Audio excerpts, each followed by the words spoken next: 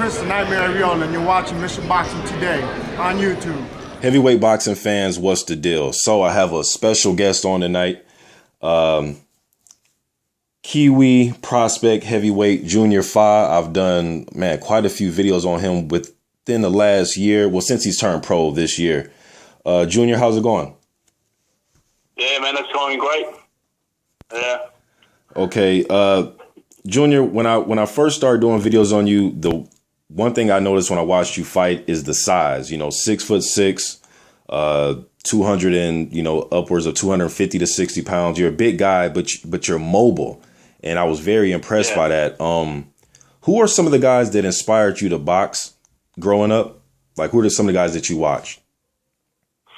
Back in the day, when I first started watching boxing, I just started watching Muhammad Ali, really, and I really liked the way that he moved. And then, and also when I was younger, it was my father that boxed when he was younger, and so that was the way that he taught me, was just to move.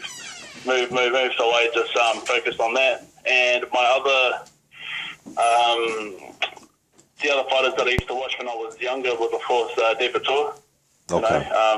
Being from New Zealand, I used to watch him a lot.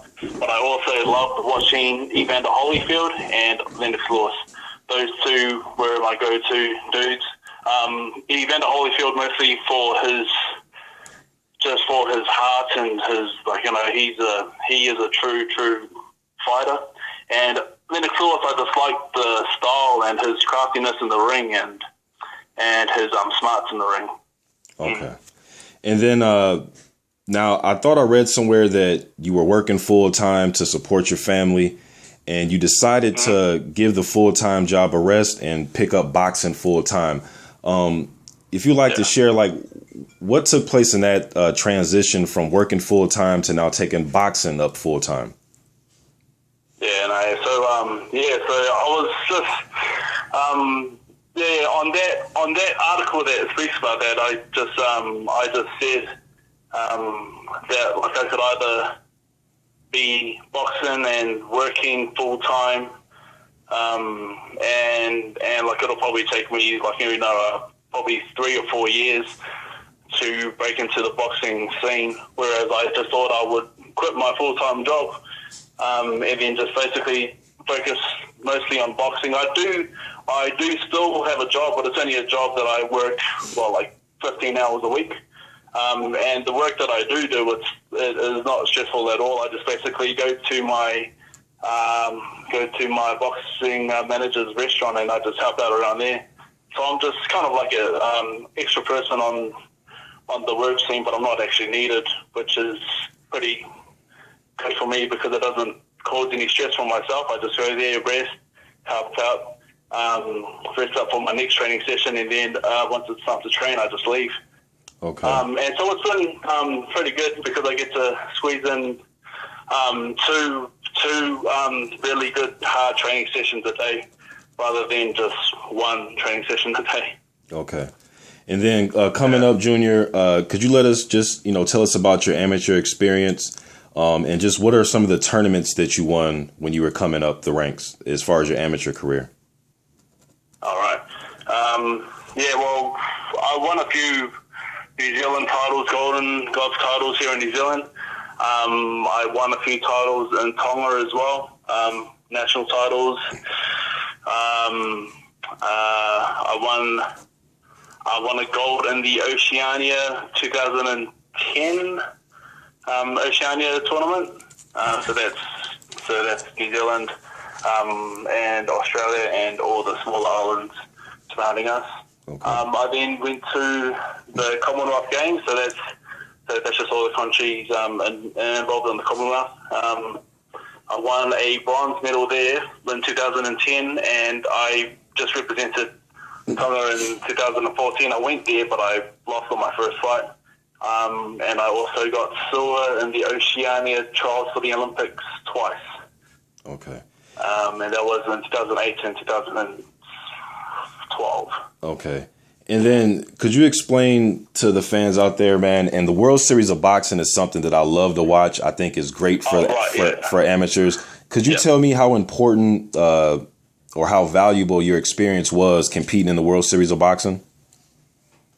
Yeah, yeah. I mean, World Series of Boxing is very, very big, and it's a very hard tournament because so it kind of works like the NBA. So there's different teams or franchises, and they basically pick the boxers who they want. Most of them stick with their national team, and they pick a few foreign boxers as well.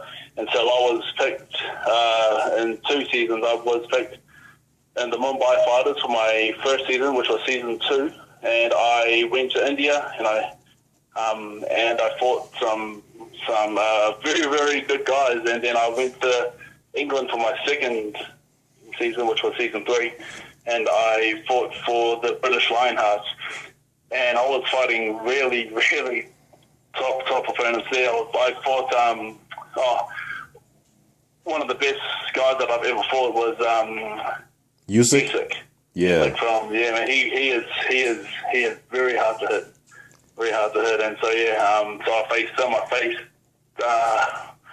what's his name? I faced the shorter Italian fellow too. Okay. Man, I fell asleep because I don't remember his name. Clemente Russo, he's a two-time silver medalist in the Olympics. Yep. So Yep. Man, they were very, very hard opponents. Yep. Yeah. Now, I have a lot of Kiwi fans. They come to my channel, and I hear a lot of different stories about this, so I want to get it directly from you. What was your record against Joseph Parker in the amateurs? I've heard 2-2, 3-1.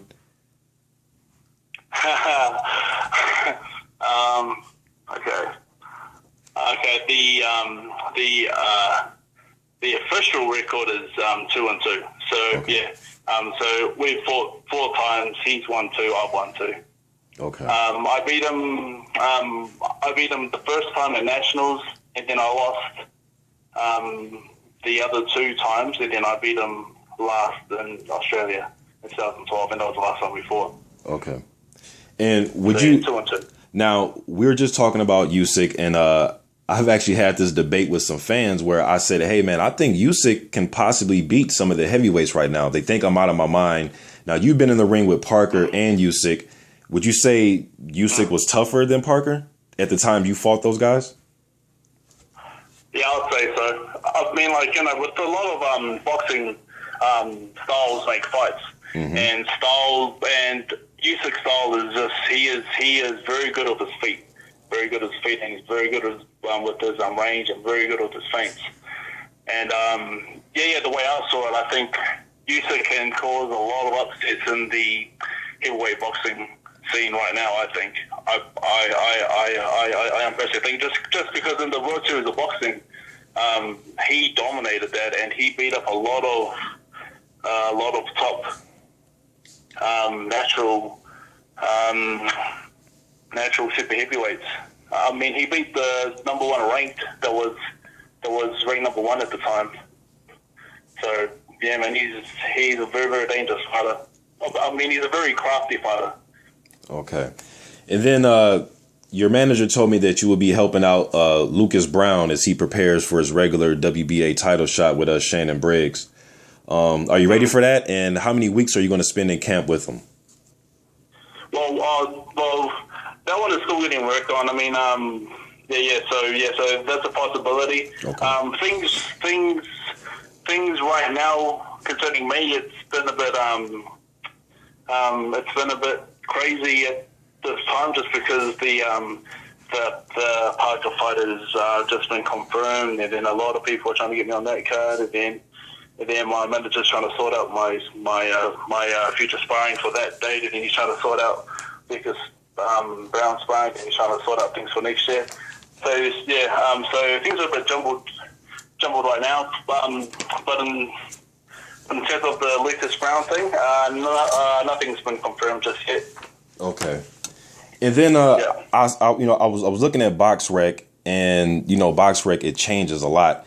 Now I'm looking at your next fight schedule. I can't pronounce the guy's last name, but Andrew, what's his last name? Oh no, so that fight's changed again. Okay. Now so I was supposed to fight him, but I'm now fighting someone else. Okay. So that'll be confirmed today as well. Okay. Yeah. And what about the guy, and I also seen him taken off the schedule too. There was a guy you're going to fight. He was 21 wins and like 9 losses, I believe. I forgot the guy's name, but they took him off the schedule. It's kind of, you know, so were you still going to fight that guy? I don't remember his name. I had it written down, but I don't remember the guy's name. Oh. Nah, to be honest, I don't actually know. I didn't actually put my eye up on Boxrec. I'm not sure who that would have been. Would that have been Alpha Tutupu? No. I don't think he's had 21 wins. Yeah, it was one guy. I know he had 9 losses, and out of his 9 losses, he had 1 loss by KO. I don't remember the guy's name, man. Nah, sorry, man. Nah, man, I didn't keep a close enough eye to Boxrec to actually notice that. So. Okay. No, I'm not too sure who that could have been. Okay. Do you plan on fighting 3 more times this year? Well, right now I'm trying to actually get on the Parker undercard. So if I do get on the Parker undercard, I'll be fighting 2 times this year. I mean, 2 times until the year ends. If not, then I'll try to shoot for 3. But that's depending on opponents, because a few of them have just been pulling out like crazy. So yeah. So I'm just trying to work with what I can. But right now I've got 1 confirmed on Saturday, and then I could possibly get on the Parker undercard, and then I think that's me for the year. Okay. And have you been in sparring and training camps with Anthony Joshua? Yeah. So those were not necessarily training camps as that sounds a bit flashy, but I was sparring with him back when I was in England in 2011 and in 2012. And how was that experience?